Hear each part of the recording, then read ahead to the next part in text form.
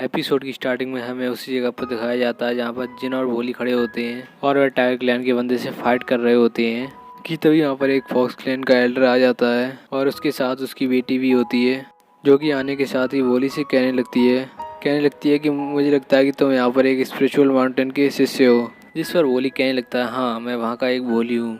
फिर दूसरी तरफ वो एल्डर कहने लगता है कि तुम हमारे इलाके में क्या कर रहे हो, और जो टाइगर क्लैन फॉक्स क्लैन के अंदर आता है उस पर तुमने हमला करने की कैसे हिम्मत की। इस बात को सुनकर जिन कहने लगता है कि हम तो यहाँ पर ट्रेनिंग करने के लिए आए थे, वही हमसे पंगा ले रहा था। और फिर दूसरी तरफ टाइगर क्लैन का बंदा उन लोगों को धमकी देते हुए कहता है कि अब मैं तुम्हें बिल्कुल भी नहीं छोड़ूंगा, तुमने बहुत ही ज़्यादा इंजर्ड कर दिया है मुझे। मैं अपने टाइगर क्लैन की सेना लेकर तुम्हारे इस क्लैन को पूरी तरीके से तबाह कर दूंगा, यानी कि स्पिरिचुअल माउंटेन को ही तबाह कर दूंगा। इस बात को सुनकर वोली कहने लगता है कि अगर तुमने वहाँ पर जाने की हिम्मत की तो मैं तुम्हें यहाँ पर नहीं छोड़ूंगा।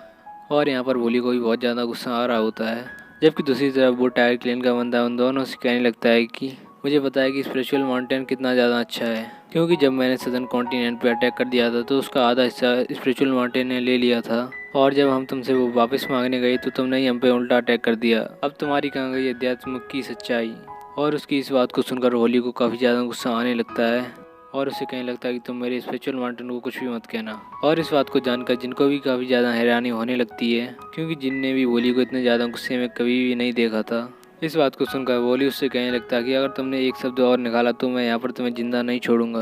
और जबकि दूसरी तरफ टाइगर क्लैन का बंदा उन दोनों से ऐसी बात करी जा रहा था और वो स्पिरिचुअल माउंटेन के बारे में बहुत ही ज़्यादा बुरा बुरा कह रहा होता है। इस बात को सुनकर वोली अपना स्पेयर से उसके ऊपर अटैक कर देता है, जिसके बाद वो स्पेयर सीधा ही टाइगर क्लैन के बंदे को लग जाता है और वो टाइगर क्लैन का बंदा वहीं पर मारा जाता है। और यह देखकर वो फॉक्स क्लैन का एल्डर और भी ज़्यादा हैरान हो गया था। जबकि दूसरी तरफ हम देखते हैं कि जो उसकी बेटी होती है वो जिन से कहने लगती है कि तुमने ये क्या कर दिया है। और जबकि दूसरी तरफ जिन उसके ऊपर लान मारी जा रहा होता है और उससे कहता है कि चलो अब हम मिलेंगे कभी बाद में। और यहाँ पर वो लोग थोड़ा शॉर्टेज कर लेते हैं। जबकि दूसरी तरफ हमें दिखाया जाता है जो फॉक्स क्लैन का एल्डर होता है वो टाइगर क्लैन के एल्डर को मरते हुए देखकर कहने लगता है तुमने मेरे ही सामने मेरे क्लैन के एल्डर को मार दिया है। मतलब कि फॉक्स क्लैन के अंडर में टाइगर क्लैन आता है। और ऐसा कहकर वह एल्डर होली के ऊपर अटैक करने के लिए पूरी तरीके से तैयार हो जाता है। और दूसरी तरफ हम उस फॉक्स को देखते हैं जो कि उस लड़की के साथ आई होती है, वो भी अपने फुल रूप को गैदर कर लेती है, जिसकी वजह से वह छोटी सी फॉक्स बहुत ज़्यादा बड़ी हो जाती है और बहुत ही ज़्यादा खतरनाक लग रही होती है। और उसकी चारों तरफ बहुत ही ज़्यादा पावरफुल और रिलीज़ होने लगता है। और जबकि दूसरी तरफ भोली भी काफ़ी ज़्यादा हैरान हो चुका था और कहने लगता है कि तुम यहाँ पर मुझसे फाइट करने के लिए आए हो, मैं तुम्हें देखता हूँ। और ऐसा कहते ही वह एल्डर हवा में आ जाता है और वह भोली के साथ फाइट करना चाहता था। और यहाँ पर भोली भी कुछ कम नहीं होता है, तो वो भी अपनी पावर का यूज कर हवा में आ जाता है और उन दोनों के बीच में फाइट स्टार्ट हो जाती है। और इस तरह हमें उस फॉक्स को दिखाया जाता है जो कि भोली के साथ फाइट करने के लिए पूरी तरीके से तैयार थी। फिर वो फॉक्स अपने 9 टैलों में से एक टैल का यूज करती है और वह वहाँ पर उसकी मदद से एक स्पिरिचुअल फॉर्मेशन एक्टिवेट करने लगती है, जिसकी वजह से उन दोनों का अटैक यानी फॉक्स और एल्डर का अटैक सीधा ही जाकर भोली को लगने लगता है। पर भोली भी कुछ कम नहीं होता है, भोली की पावर बहुत ज़्यादा होती है। वो भले ही दिखने में शांत स्वभाव का है, लेकिन जब वो लड़ने पे आता है तब देखिए कैसे लोगों को हराता है। फिर वो सीधा उनके ऊपर अटैक कर देता है और देखते हैं कि वो दोनों होते हैं और भोली केवल अकेला होता है। फिर उन दोनों के स्पिरिचुअल अटैक आपस में टकरा जाते हैं, जिसकी वजह से वहाँ पर बहुत बड़ा ब्लास्ट होता है और हम देखते हैं कि वो दोनों हार नहीं मानते हैं और अपनी अपनी पावर का यूज कर फिर से फाइट करने लगते हैं। और ये देखकर वोली काफ़ी ज़्यादा हैरान हो चुका था और साथ ही में वो कहने लगता है कि तुम मेरे एक अटैक से तो बच गई, पर अब नहीं बच पाओगे। और ऐसा कह के दोनों एक दूसरे के ऊपर अटैक कर देते हैं और दोनों के अटैक आपस में टकरा जाते हैं और वे ऐसे ही फाइट कर रहे होते हैं कि तभी वहाँ पर एक स्पेयर आ जाता है जो कि उन दोनों के अटैक को वहाँ पर डिस्ट्रॉय कर देता है। और यह देखकर वो फॉक्स क्लैन का एल्डर और गर्ल और भोली काफ़ी ज़्यादा हैरान हो जाते हैं और इसी के साथ ही वो कहने लगते हैं कि तुम कौन हो। तभी हम देखते हैं कि वहाँ पर एक बंदा आ चुका था जिसका नाम टियांग था और टियांग आने के साथ ही भोली के पास जाने लगता है और कहता है कि भोली बहुत दिनों बाद मिली। और इस बात को जानकर जिन भी काफ़ी ज़्यादा हैरान हो चुका था। और साथ ही जो फॉक्स क्लैन का एल्डर होता है वो कहने लगता है कि तुम यहाँ पर क्या कर रहे हो, क्योंकि टियांग की पावर बहुत ही ज़्यादा है। और साथ ही हम देखते हैं कि जो फॉक्स डीमन होती है वो बोल भी सकती थी और वो अपने एल्डर के पास जाके कहने लगती है अभी हमारा यहाँ से निकलना ही बेहतर होगा, क्योंकि यहाँ पर बहुत सारे बंदे हैं जो सेंट लेवल पर हैं और अभी हमारी इतनी पावर नहीं है कि तुम अकेले इन सभी से फाइट कर सको। इसलिए वो एल्डर वहाँ से जाने को भी बहुत ज़्यादा अच्छा मानता है। इसलिए उसकी डॉटर और फॉक्स वो तीनों ही वहाँ से निकल जाते हैं और वो जाने से पहले जिन और भोली को धमकी दे के जाता है कि मैं तुम लोग को देख लूँगा बाद में। और ऐसा कहकर वो वहाँ से चले जाते हैं। इसके बाद हमें दिखाया जाता है जो वोली और वो टियांग होता है साथ में खड़े होते हैं, और जो टियांग होता है वो आते ही वोली को ग्रीट करने लगता है, क्योंकि फिर हमें पता चलता है कि जो टियांग होता है वो भी स्पिरिचुअल माउंटेन का स्टूडेंट था जैसे कि जिन है। फिर हमें दिखाया जाता है कि जिन वहाँ पर टियांग से उसका नाम पूछने लगता है, तो टियांग उसे अपने नाम के साथ साथ अपना पता भी बताने लगता है, और हम देखते हैं कि इनके बीच में ऐसी बात चल रही होती है। फिर जो टियांग होता है वो वोली से कहने लगता है कि अच्छा, तो ये स्पिरिचुअल माउंटेन की नई पीढ़ी है, और इस बात को सुनकर जिन काफ़ी ज़्यादा शर्माने लगता है। फिर जिन कहने लगता है कि ये तो सिर्फ वोली की वजह से ही हुआ है। फिर जो टियांग होता है उसने जिनका लेवल भी चेक कर लिया होता है, जो कि बहुत ही ज़्यादा अच्छा होता है, और साथ ही जिन ने भी जो स्पिरिचुअल माउंटेन का स्पीयर था उसको भी यूज करना सीख लिया था, और जो स्पिरिचुअल माउंटेन की रियल टेक्निक थी यानी कि ड्रैगन टेक्निक थी उसको भी सीख लिया था बहुत ही ज़्यादा प्रैक्टिस करने के बाद। और जिनकी इस बात को सुनकर टियांग काफ़ी ज़्यादा खुश होने लगता है, और जैसे ही जिन वोली से कहने लगता है कि बताओ ना मेरे बारे में, वैसे ही वोली वहाँ से निकलने लगता है। और वोली की इस बात को देखकर जिन उससे कहने लगता है कि तुम अभी लड़ाई में तुम बहुत चला रहे थे और अब यहाँ पर कुछ भी नहीं बोल रहे हो, वैसे तो तुम शांति रहते हो, और अभी यहाँ पर स्पिरिचुअल माउंटेन की बात आ गई थी तो तुम अभी कितने ज़्यादा गुस्सा हो गए थे, और फिर वहाँ पर तुम्हारी शांति कहाँ चली गई थी, तुम मुझसे तो बहुत ज़्यादा बोलती रहती हो शांत रहने के लिए। और ये सब बातें यहीं करने के बाद ये सीन यहाँ पर ही कट हो जाता है, और अगले सीन में हम एक हॉल को देखते हैं। यहाँ पर एक स्पिरिचुअल ऑरा क्रिएट हो रहा होता है, क्योंकि वहाँ पर एक स्पिरिचुअल वॉल थी, और हम देखते हैं कि वोली और टियांग उसके सामने खड़े हुए होते हैं और आपस में बात कर रहे होते हैं। जहाँ पर वोली उसे बताने लगता है कि कॉन्टिनेंट पे हमला होने ही वाला है, और उसको बचाने के लिए जो बहुत सारे ट्रेजर्स हैं और उनके साथ साथ जो 9 वॉरियर्स योद्धा हैं उनको कलेक्ट करना ही होगा, क्योंकि अगर हम ऐसा नहीं करते हैं तो 9 कॉन्टिनेंट के साथ साथ हमारा स्पिरिचुअल माउंटेन भी तबाह हो जाएगा, क्योंकि उनकी तबाही कभी भी आ सकती है।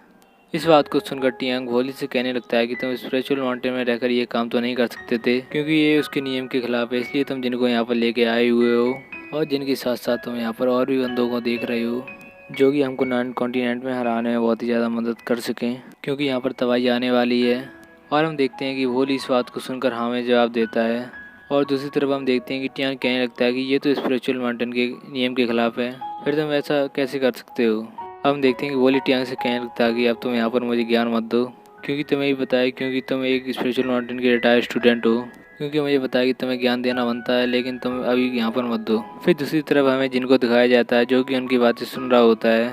इस बात को सुनकर जिन कहने लगता है कि अभी बहस मत करो और मेरी एक सवाल का जवाब दो।